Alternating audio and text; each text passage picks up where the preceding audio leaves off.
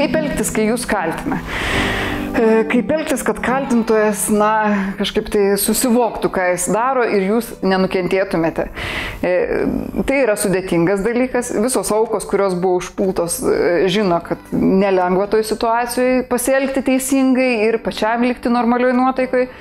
Ir visų pirma, kai jūs kažkas tai užsipuola ir kaltina, reikia atsiminti, kad tam žmogui, kaip ir kalbėjau jau praeitą kartą, neveikia smegenų kaktinė dalis, kad jisai tuo metu nemąsto. Reiškia, bet koks argumentas, bet koks prieštaravimas, bet koks klausimas, jisai jį atsakys nevedamas proto, jis tikrai nebandys pamastyti, jisai šiuo metu ieško tik tai daugiau argumentų, kaip parodyti, kad jūs neteisus ir jūs nubaust. Reikia kaip galint daugiau patylėti, leisti žmogui pasakyti viską, ką jis galvoja, be jokių prieštaravimų ir pageidautina netgi be klausimų. Tiesiog tylėti.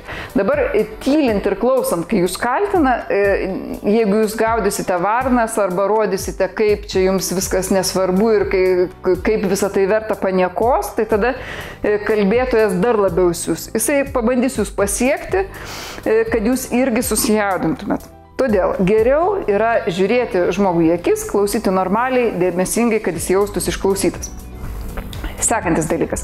Labai gerai veikia kaltintoje, jeigu jūs randate būdą sutikti su kaltinimu. Pavyzdžiui, pasakyti, man labai gaila, kad aš tave priverčiau taip jaustis. Labai gaila, kad tu supykai. Nereikia sakyti, kad aš kaltas ar atleisk. Tas labai gaila, kaltintojas jį supras, kad jūs su juo sutinkate, bet iš tikrųjų jūs nesutinkate. Jūs neišduoda savo principų, jeigu jūs jaučiatės nekaltas. Taigi, man labai gaila. Labai svarbus dalykas.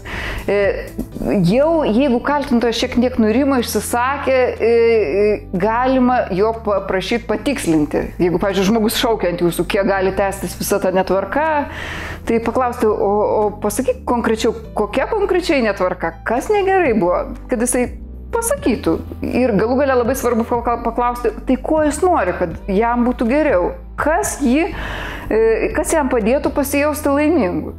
Tokiu būdu ir gaunate konkretų pasiūlymą ir sužinote, ko tiksliai iš jūsų norima. Kita vertus, žmogus irgi pasijunta gerai, kad jisai gali savo norus išreikšti. Na, o jeigu jis nežino, kaip turi būti gerai, o tik tai nori jūs kaltinti, tai tada tas irgi labai aiškiai pasimato, kad jisai tik tai turi daug neigiamų emocijų, sprendimo jokio neturi. Na ir dar vienas dalykas, kas labai svarbu, o tas dalykas yra, o kaipgi jaustis tuo metu, kai jūs tylite, kai jūs, klausote, kaip nepasijausti po viso šito tokio teisingo klausimo, kaip tarsi jūs apipylė pamazgom.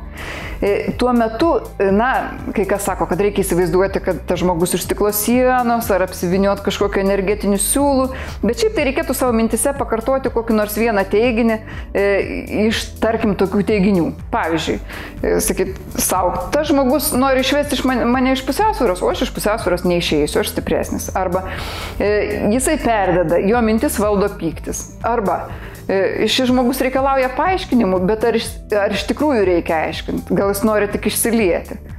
Paskui jisai gailėsis to, ką dabar daro, arba juokingai atrodo šitai priekdamas.